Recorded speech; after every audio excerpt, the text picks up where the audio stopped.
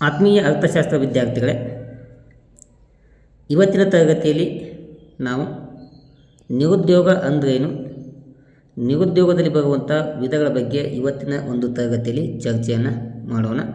ಅದಕ್ಕೆ ನಾವು ಅನ್ಎಂಪ್ಲಾಯ್ಮೆಂಟ್ ಅಂತೇಳಿ ಇಂಗ್ಲೀಷ್ ಒಳಗೆ ಕರಿತೀವಿ. ಈ ನಿರುದ್ಯೋಗಕ್ಕೆ ಸಂಬಂಧಪಟ್ಟಂತೆ ಪ್ರಾರಂಭದಲ್ಲಿ ಪೀಠಿಕೆಯನ್ನು ಗಮನಿಸೋಣ.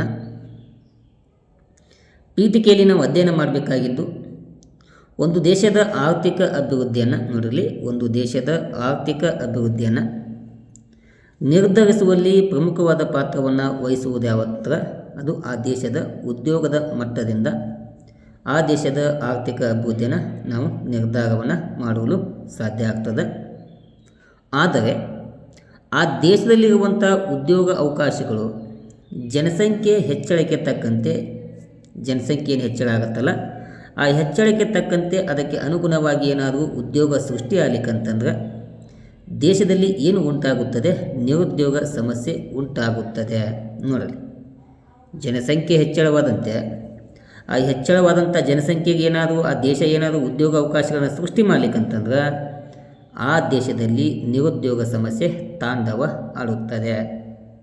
ಇಂಥ ಒಂದು ಸಮಸ್ಯೆ ನಮ್ಮಂತಹ ಅಂದರೆ ಅಭಿವೃದ್ಧಿಶೀಲವನ್ನು ಹೊಂದಿರುವಂಥ ರಾಷ್ಟ್ರ ಏನು ಭಾರತ ಇದೆಯಲ್ಲ, ಇಂತಹ ದೇಶಗಳಲ್ಲಿ ನಿರುದ್ಯೋಗವು ಬಹಳ ಗಂಭೀರವಾದಂಥ ಸಮಸ್ಯೆಯಾಗಿ ಕಂಡು ಬರುತ್ತದೆ. ಅದು ಸಾಮಾಜಿಕವಾಗಿ ಆಗ್ಬೋದು ಮತ್ತು ಆರ್ಥಿಕ ಆಗಿ ಆಗ್ಬೋದು. ಬಹಳ ದೊಡ್ಡ ಸಮಸ್ಯೆಯಾಗಿ ಭಾರತದ ಆರ್ಥಿಕತೆಯಲ್ಲಿ ಈ ನಿರುದ್ಯೋಗ ಕಂಡು ಬರ್ತಾ ಇದೆ. ಈ ನಿರುದ್ಯೋಗ ಆರ್ಥಿಕತೆಯಲ್ಲಿ ಹೆಚ್ಚಳವಾತಂತಂದ್ರೆ ದೇಶದಲ್ಲಿ ಒಂದು ಬಡತನ ಪ್ರಮಾಣ ಹೆಚ್ಚಳವಾಗುತ್ತದೆ, ಅಸಮಾನತೆ ಉಂಟಾಗ್ಬೋದು, ಸಾಮಾಜಿಕ ಅಶಾಂತಿ ಆಗ್ಬೋದು. ಎಲ್ಲ ಸಮಸ್ಯೆಗಳಿಗೆ ದಾರಿಯನ್ನು ಮಾಡಿಕೊಡುವಂಥ ಕೆಲಸವನ್ನು ಈ ನಿರುದ್ಯೋಗ ಸಮಸ್ಯೆ ಮಾಡುತ್ತದೆ. ಹೀಗಾಗಿ ನಿರುದ್ಯೋಗ ಇತ್ತಂತಂದ್ರೆ ಆ ದೇಶದ ಆರ್ಥಿಕ ಅಭಿವೃದ್ಧಿ ಹಿನ್ನಡೆ ಆಗುವಂಥ ಸಂಭವ ಇರ್ತದೆ. ಹೀಗಾಗಿ ದೇಶ ಅಭಿವೃದ್ಧಿ ಆಗ್ಬೇಕಂತಂದ್ರೆ ಆ ದೇಶದಲ್ಲಿರುವಂಥ ನಿರುದ್ಯೋಗದ ಮಟ್ಟವನ್ನು ಹೋಗಲಾಡಿಸಿ ನಾವು ಉದ್ಯೋಗ ಅವಕಾಶಗಳನ್ನು ವಿಸ್ತರಣೆ ಮಾಡಿದ್ರೆ ದೇಶ ಆರ್ಥಿಕ ಅಭಿವೃದ್ಧಿ ಹಾದಿಯಲ್ಲಿ ಸಾಗುತ್ತದೆ ಎಂಬುದನ್ನು ನಾವು ಪೀಠಿಕೆಯಲ್ಲಿ ಗಮನಿಸಬೇಕು. ಈಗ ಪೀಠಿಕೆ ಆದಮೇಲೆ ನಿರುದ್ಯೋಗ ಅಂದ್ರೇನು ಎಂಬ ಅರ್ಥವನ್ನು ತಿಳಿದುಕೊಳ್ಳುವುದು ಬಹಳ ಪ್ರಾಮುಖ್ಯವಾಗಿರ್ತದೆ. ನಿರುದ್ಯೋಗ ಅಂತಂದ್ರೆ ಆ ವ್ಯಕ್ತಿಗೆ ಕೆಲಸ ಮಾಡಲು ಶಾರೀರಿಕವಾಗಿ ದೈಹಿಕವಾಗಿ ಮತ್ತು ಮಾನಸಿಕವಾಗಿ ಸಾಮರ್ಥ್ಯ ಇದ್ದು, ಕೆಲಸ ಮಾಡಲು ದೈಹಿಕವಾಗಿ ಮತ್ತು ಮಾನಸಿಕವಾಗಿ ಸಾಮರ್ಥ್ಯ ಇದ್ದು ಕೆಲಸ ಮಾಡಲು ಮನಸ್ಸು ಅಥವಾ ಇಚ್ಛೆ ಇದ್ದರೂ ಕೂಡ ಆ ವ್ಯಕ್ತಿಗೆ ಸೂಕ್ತವಾದಂಥ ಉದ್ಯೋಗ ಸಿಗ್ಲಿಕ್ಕಂತಂದ್ರೆ ನೋಡಿ, ಕೆಲಸ ಮಾಡುವಂಥ ದೈಹಿಕವಾದಂಥ ಸಾಮರ್ಥ್ಯ ಐತಿ, ಮಾನಸಿಕ ಸಾಮರ್ಥ್ಯ ಐತಿ ಮತ್ತು ಕೆಲಸ ಮಾಡುವಂಥ ಇಚ್ಛೆ ಐತಿ. ಇವೆಲ್ಲ ಇದ್ದರೂ ಕೂಡ ಆ ವ್ಯಕ್ತಿಗೆ ಸೂಕ್ತವಾದಂಥ ಉದ್ಯೋಗಗಳು ಲಭ್ಯ ಆಗ್ಲಿಕ್ಕಂತಂದ್ರೆ ದೊರಲಿಕ್ಕಂತಂದ್ರೆ ಅಂತಹ ಒಂದು ಸ್ಥಿತಿಗೆ ನಾವು ಆರ್ಥಿಕತೆಯಲ್ಲಿ ನಾವೇನು ಕರಿತೀವಿ, ನಿರುದ್ಯೋಗ ಅಂತೇಳಿ ಕರಿತೀವಿ. ಇದು ನಿರುದ್ಯೋಗದ ಅರ್ಥ ಆಗಿದೆ. ಸಿಂಪಲಾಗಿ ಹೇಳ್ಬೇಕಂತಂದ್ರೆ ಅಂದರೆ ವ್ಯಕ್ತಿ ಉದ್ಯೋಗಕ್ಕಾಗಿ ಸಿದ್ಧನಾಗಿದ್ದರೂ ಕೆಲಸ ಲಭ್ಯವಿಲ್ಲದಿರುವ ಒಂದು ಸ್ಥಿತಿಗೆ ನಾವು ನಿರುದ್ಯೋಗ ಅಂತೇಳಿ ಕರೆಯುವಂಥ ಕೆಲಸವನ್ನು ಮಾಡ್ತೇವೆ. ಇದು ನಿರುದ್ಯೋಗದ ಅರ್ಥ. 2022ರ ಅಂಕಿಅಂಶಗಳ ಪ್ರಕಾರ ನಮ್ಮ ದೇಶದಲ್ಲಿರುವಂಥ ನಿರುದ್ಯೋಗದ ಪ್ರಮಾಣ ಎಷ್ಟಂತಂದ್ರೆ 6.9ರಷ್ಟು ನಮ್ಮ ದೇಶದಲ್ಲಿ ನಿರುದ್ಯೋಗ ಪ್ರಮಾಣ ಕಂಡು ಬರ್ತಾ ಇದೆ. ಇದು 2022ರ ಅಂಕಿಅಂಶಗಳ ಪ್ರಕಾರ. ಈಗ ನಿರುದ್ಯೋಗದ ಅರ್ಥದ ತಿಳ್ಕೊಂಡ್ಮೇಲೆ ಕೆಲವೊಂದು ವ್ಯಾಖ್ಯೆಗಳದಾವು. ಆ ವ್ಯಾಖ್ಯೆಗಳ ಮೂಲಕ ನಾವು ನಿರುದ್ಯೋಗದ ಅರ್ಥವನ್ನು ತಿಳಿದುಕೊಳ್ಳೋಣ. ಅಂತಾರಾಷ್ಟ್ರೀಯ ಕಾರ್ಮಿಕ ಸಂಸ್ಥೆ ಪ್ರಕಾರ ನಿರುದ್ಯೋಗ ಅಂತಂದ್ರೆ ಕೆಲಸ ಮಾಡಲು ಶಕ್ತನಾಗಿದ್ದು ಕೆಲಸ ಮಾಡಲು ಸಿದ್ಧನಾಗಿದ್ದರೂ ಕೂಡ ಪ್ರಚಲಿತ ವೇತನದ ದರದಲ್ಲಿ ಉದ್ಯೋಗ ದೊರೆಯದ ಒಂದು ವ್ಯಕ್ತಿಗೆ ನಾವು ನಿರುದ್ಯೋಗಿ ಅಂತೇಳಿ ಕರಿತೀವಿ. ಅದು ILO ಪ್ರಕಾರ. ಇನ್ನು ಅರ್ಥಶಾಸ್ತ್ರಜ್ಞ AC ಪಿಗು ಪ್ರಕಾರ ನಿರುದ್ಯೋಗ ಅಂತಂದ್ರೆ ಒಬ್ಬ ವ್ಯಕ್ತಿ ಕೆಲಸ ಮಾಡಲು ಇಚ್ಛೆ ಇದ್ದರೂ ಮತ್ತು ಕೆಲಸ ಮಾಡಲು ಶಕ್ತನಾಗಿದ್ದು ಉದ್ಯೋಗ ದೊರೆಯದಿದ್ದರೆ ಆತನನ್ನು ನಾವು ನಿರುದ್ಯೋಗಿ ಅಂತೇಳಿ ಕರೆಯುವಂಥ ಕೆಲಸವನ್ನು AC ಪಿಗು ಪ್ರಕಾರ ಮಾಡಲಾಗ್ತದೆ. ಇನ್ನು ಡಾಲ್ಟನ್ ಅವರ ಪ್ರಕಾರ ನಿರುದ್ಯೋಗ ಅಂತಂದ್ರೆ ಡಾಲ್ಟನ್ನು ನೋಡಲಿ, ಕೆಲಸ ಮಾಡಲು ಎಲಿಜಿಬಲ್ ಆಗಿದ್ದು ಅರ್ಹನಾಗಿದ್ದು ಉದ್ಯೋಗಕ್ಕಾಗಿ ಸಕ್ರಿಯವಾಗಿ ಪ್ರಯತ್ನಿಸುತ್ತಿದ್ದರೂ ಕೆಲಸ ಸಿಗದಿರುವಂಥ ಸ್ಥಿತಿಗೆ ನಾವು ನಿರುದ್ಯೋಗ ಅಂತೇಳಿ ಡಾಲ್ಟನ್ ಅವರ ಪ್ರಕಾರ ಕರಿತೇವೆ. ಇಷ್ಟು ನಿರುದ್ಯೋಗಕ್ಕೆ ಸಂಬಂಧಪಟ್ಟಂತಹ ವ್ಯಾಖ್ಯೆಗಳು ಆಗಿವೆ. ಇನ್ನು ವ್ಯಾಖ್ಯೆಗಳನ್ನು ತಿಳ್ಕೊಂಡ್ಮೇಲೆ ನಿರುದ್ಯೋಗದ ವಿಧಗಳ ಬಗ್ಗೆ ನಾವು ಅಧ್ಯಯನವನ್ನು ಮಾಡ್ಕೋಬೇಕು. ನಿರುದ್ಯೋಗದಲ್ಲಿ ಹಲವಾರು ವಿಧಗಳು ಬರ್ತಾವೆ. ಅವುಗಳನ್ನು ಒಂದೊಂದಾಗಿ ನಿಮಗೆ ಚರ್ಚೆ ಮಾಡಿ ತಿಳಿಸುವಂಥ ಕೆಲಸವನ್ನು ಮಾಡಲಾಗ್ತದೆ. ಒಂದನೆಯ ವಿಧ ಮುಕ್ತ ನಿರುದ್ಯೋಗ ಅಂತೇಳಿ, ಅದಕ್ಕೆ ನಾವು ಓಪನ್ ಅನ್ಎಂಪ್ಲಾಯ್ಮೆಂಟ್ ಅಂತೇಳಿ ಕರಿತೀವಿ. ಮುಕ್ತ ನಿರುದ್ಯೋಗ ಅಂತಂದ್ರೆ ಕೆಲಸ ಮಾಡಲು ಶಕ್ತನಾಗಿದ್ದು ಕೆಲಸ ಮಾಡಲು ಇಚ್ಛೆ ಇದ್ದು ಕೂಡ ಉದ್ಯೋಗವೇ ದೊರೆಯದ ಒಂದು ಸ್ಥಿತಿಗೆ ಏನಂತಲ್ಲ, ಅದಕ್ಕೆ ನಾವು ಮುಕ್ತ ನಿರುದ್ಯೋಗ ಅಂತೇಳಿ ಕರಿತೀವಿ. ಕೆಲಸ ಮಾಡುವಂಥ ಶಕ್ತಿನೇ ಐತಿ, ಮನಸ್ಸೂ ಐತಿ, ಎಲ್ಲ ಐತಿ. ಆ ವ್ಯಕ್ತಿಗೆ ಏನಾದರೂ ಕೆಲಸ ಸಿಗ್ಲಿಕ್ಕಂತಂದ್ರೆ ಅದಕ್ಕೆ ನಾವು ಓಪನ್ ಅನ್ಎಂಪ್ಲಾಯ್ಮೆಂಟ್ ಅಂತೇಳಿ ಕರಿತೀವಿ. ಇಂತಹ ಒಂದು ನಿರುದ್ಯೋಗ ನಗರ ಪ್ರದೇಶಗಳಲ್ಲಿ ಹೆಚ್ಚಾಗಿ ಕಂಡು ಬರುತ್ತದೆ. ಎಲ್ಲಿ? ನಗರ ಪ್ರದೇಶದಲ್ಲಿ ಕಂಡು ಬರ್ತದೆ. ಇನ್ನು ಮರೆಮಾಚಿದ ನಿರುದ್ಯೋಗ ಅಂತೇಳಿ ಇದು ಎರಡನೆಯ ಒಂದು ನಿರುದ್ಯೋಗದ ವಿಧ ಆಗಿದೆ. ಮರೆಮಾಚಿದ ನಿರುದ್ಯೋಗ ಅಂದ್ರೆ ಒಂದೇ ಕೆಲಸದಲ್ಲಿ ಅಗತ್ಯಕ್ಕಿಂತ ಹೆಚ್ಚು ಕಾರ್ಮಿಕರು ತೊಡಗಿಸಿರುವಂಥ ಒಂದು ಸನ್ನಿವೇಶಕ್ಕೆ ನಾವು ಮರೆಮಾಚಿದ ನಿರುದ್ಯೋಗ ಅಂತೇಳಿ ಕರಿತೀವಿ. ಅಂದ್ರೆ ಇಬ್ಬರು ಮಾಡುವಂಥ ಕೆಲಸಕ್ಕೆ 5 ಜನ ಭಾಗಿಯಾಗಿ ಕೆಲಸ ಮಾಡ್ತೀವಲ್ಲ, ಅದಕ್ಕೆ ನಾವು ಮರೆಮಾಚಿದ ನಿರುದ್ಯೋಗ ಅಂತೇಳಿ ಕರಿತೀವಿ. ಕೆಲಸ ಮಾಡಬೇಕಾಗಿದ್ದು ಇಬ್ಬರಾದರೂ ಸಾಕಾಗ್ತಾಯಿತ್ತು. ಆ ಇಬ್ಬರ ಬದಲಾಗಿ ಆ ಕೆಲಸದಲ್ಲಿ 5 ಜನ ನಾವು ಭಾಗಿಯಾದ್ರೆ ಉಳಿದಂಥ 3 ಜನ ಇರೋದಾಗಲ್ಲ, ಅವು ನಾವು ಮರೆಮಾಚಿದ ನಿರುದ್ಯೋಗ ಅಂತೇಳಿ ಕರಿತೀವಿ. ಇಂತಹ ಒಂದು ನಿರುದ್ಯೋಗ ಎಲ್ಲಿ ಕಂಡು ಬರುತ್ತಂತಂದ್ರೆ ಇದು ಹೆಚ್ಚಾಗಿ ಕೃಷಿ ಕ್ಷೇತ್ರದಲ್ಲಿ ಕಂಡುಬರುವಂಥ ನಿರುದ್ಯೋಗ ಆಗಿದೆ. ಇದು ನಿರುದ್ಯೋಗದ ಎರಡನೆಯ ವಿಧ ಆಗಿದೆ. ಥರ್ಡ್ ಒನ್ ಋತು ನಿರುದ್ಯೋಗ ಅಂತೇಳಿ ಸೀಸನಲ್ ಅನ್ಎಂಪ್ಲಾಯ್ಮೆಂಟ್ ಅಂತ ಕರಿತೀವಿ. ಇದು ವರ್ಷದ ಕೆಲವು ಋತುಗಳಲ್ಲಿ ತಿಂಗಳಲ್ಲಿ ಮಾತ್ರ ಉದ್ಯೋಗ ಲಭ್ಯ ಆಗ್ತದೆ, ಕೆಲವು ತಿಂಗಳು ಉದ್ಯೋಗ ಲಭ್ಯ ಇರೋದಿಲ್ಲ. ಅದಕ್ಕೆ ನಾವು ಋತುಮಾನದ ನಿರುದ್ಯೋಗ ಅಂತೇಳಿ ಕರಿತೇವೆ. ಉದಾಹರಣೆಗೆ ಕೃಷಿ ಕ್ಷೇತ್ರವನ್ನು ತೆಗೆದುಕೊಂಡ್ರೆ ವರ್ಷದಲ್ಲಿ 6 ತಿಂಗಳು ಕೆಲಸ ಇರ್ತದೆ, ಇನ್ನು 6 ತಿಂಗಳು ಅನ್ಎಂಪ್ಲಾಯ್ಮೆಂಟು ಇರ್ತದೆ. ಇನ್ನು ಸಕ್ಕರೆ ಕಾರ್ಖಾನೆ ನಾವು ತೆಗೆದುಕೊಂಡ್ರೆ ಇದು ಕೂಡ ವರ್ಷದಲ್ಲಿ ಒಂದು 6 ರಿಂದ 7 ತಿಂಗಳ ಕೆಲಸ ಕೊಡ್ತದೆ, ಉಳಿದಂಥ 5 ತಿಂಗಳು ಅನ್ಎಂಪ್ಲಾಯ್ಮೆಂಟು. ಇನ್ನು ಪ್ರವಾಸೋದ್ಯಮ ಕ್ಷೇತ್ರವನ್ನು ತೆಗೆದುಕೊಂಡ್ರೆ ಇಲ್ಲಿ ಕೂಡ ಹಂಗೆ ವರ್ಷದಲ್ಲಿ ಒಂದು 4 ರಿಂದ 5 ತಿಂಗಳು ಮಾತ್ರ ಪ್ರವಾಸೋದ್ಯಮದಲ್ಲಿ ಕೆಲಸ ಸಿಗ್ತದೆ, ಇನ್ನು ಉಳಿದಂಥ ಸಮಯದಲ್ಲಿ ಕೆಲಸ ಸಿಗೋದಿಲ್ಲ.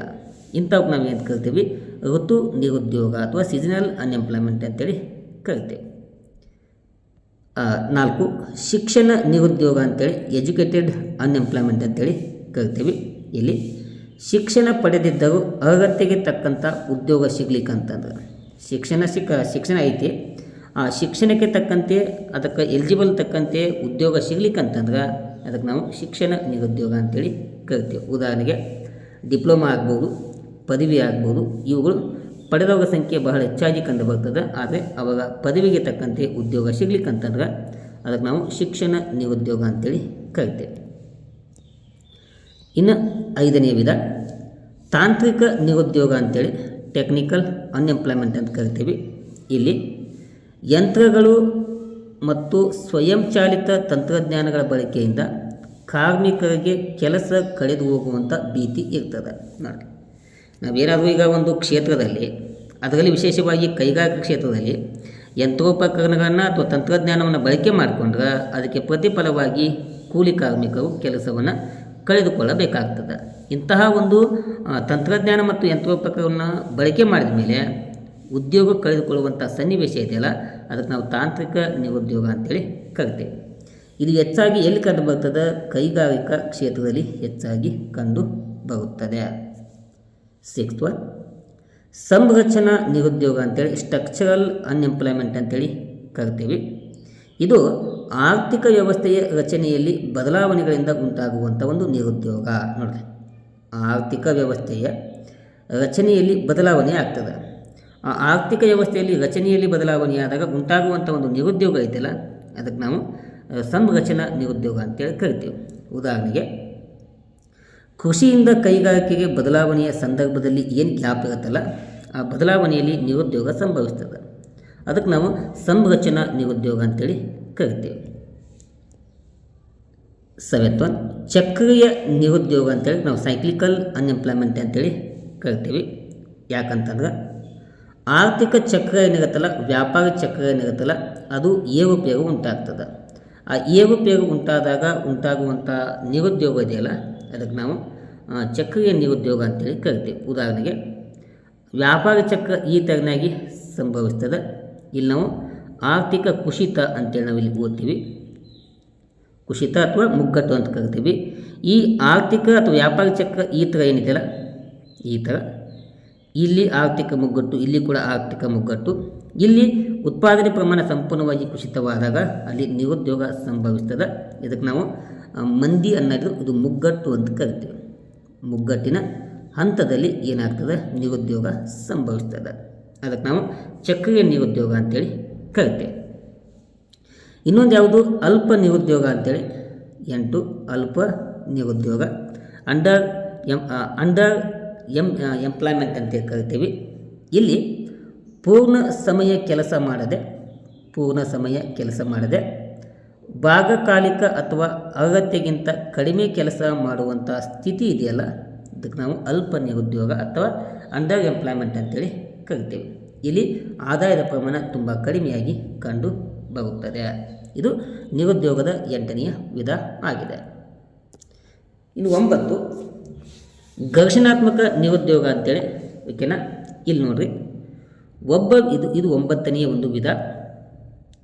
ಒಬ್ಬ ವ್ಯಕ್ತಿ ಕೆಲಸ ಬಿಟ್ಟು ಮತ್ತೊಂದು ಕೆಲಸವನ್ನು ಹುಡುಕುವಂಥ ನಡುವಿನ ಅವಧಿ ಇದೆಯಲ್ಲ, ಆ ಅವಧಿಯಲ್ಲಿ ಸಂಭವಿಸುವಂಥ ನಿರುದ್ಯೋಗಕ್ಕೆ ನಾವು ಘರ್ಷಣಾತ್ಮಕ ನಿರುದ್ಯೋಗ ಅಂತೇಳಿ ಕರಿತೀವಿ. ಒಬ್ಬ ವ್ಯಕ್ತಿ ಒಂದು ಕೆಲಸ ಬಿಡ್ತಾನೆ, ಬಿಟ್ಟ ಮೇಲೆ ಇಲ್ಲಿ ಮತ್ತೊಂದು ಕೆಲಸವನ್ನು ತಗೋತಾನಲ್ಲ, ಈ ಮತ್ತೊಂದು ಕೆಲಸವನ್ನು ಏನು ಗ್ಯಾಪ್ ಇದೆಯಲ್ಲ, ಈ ಗ್ಯಾಪ್ನಲ್ಲಿ ಸಂಭವಿಸುವಂಥ ಒಂದು ಘರ್ಷಣೆ ಇದೆಯಲ್ಲ, ಆ ಘರ್ಷಣೆಯಲ್ಲಿ ಸಂಭವಿಸುವಂಥ ಒಂದು ನಿರುದ್ಯೋಗಕ್ಕೆ ನಾವು ಘರ್ಷಣಾತ್ಮಕ ನಿರುದ್ಯೋಗ ಅಂತೇಳಿ ಕರಿತೇವೆ. ಇದು ತಾತ್ಕಾಲಿಕ ಸ್ವಭಾವದಾಗಿದ್ದು ತಾನೇ ಏನಾಗ್ತದೆ, ಹೊಂದಾಣಿಕೆಯನ್ನು ಮಾಡಿ ಕೊಡ್ತದೆ. ಇನ್ನು 10ನೇ ನಿರುದ್ಯೋಗ ಅನಿವಾರ್ಯ ನಿರುದ್ಯೋಗ ಅಂತೇಳಿ. ಇದು ಪ್ರಮುಖ 10ನೇದು. ಕೆಲಸ ಮಾಡಲು ಸಿದ್ಧನಾಗಿದ್ದರೂ ಕೂಡ ವೇತನ ಮತ್ತು ಪರಿಸ್ಥಿತಿಗಳಿಗೆ ಕಾರಣದಿಂದ ಉದ್ಯೋಗ ದೊರೆಯದ ಒಂದು ಸ್ಥಿತಿಗೆ ನಾವು ಅನಿವಾರ್ಯ ನಿರುದ್ಯೋಗ ಅಂತೇಳಿ ಕರಿತೇವೆ. ಇಷ್ಟು ವಿದ್ಯಾರ್ಥಿಗಳೇ ನಿರುದ್ಯೋಗ ಅಂದ್ರೇನು, ನಿರುದ್ಯೋಗ ವಿಧಗಳ ಬಗ್ಗೆ ನಿಮಗೆ ಸಂಪೂರ್ಣವಾಗಿ ಮಾಹಿತಿಯನ್ನು ತಿಳಿಸಿಕೊಟ್ಟಿದ್ದೇನೆ. ವಿಡಿಯೋ ಇಷ್ಟ ಆಗಿದೆ ಅಂದ್ರೆ ವಿದ್ಯಾರ್ಥಿಗಳು ಹೆಚ್ಚಿನ ಸಂಖ್ಯೆಯಲ್ಲಿ ಲೈಕ್ ಮಾಡಿರಿ, ಸಪೋರ್ಟ್ ಮಾಡಿ.